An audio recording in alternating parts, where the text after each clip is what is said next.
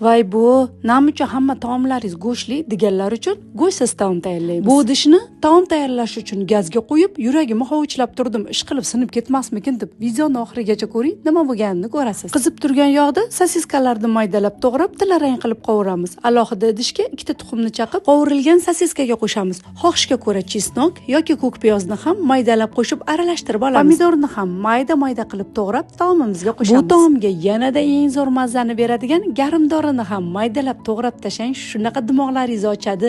Tabga ko'ra tuz va qaynagan suv quyamiz. Endi sousini tayyorlab olamiz.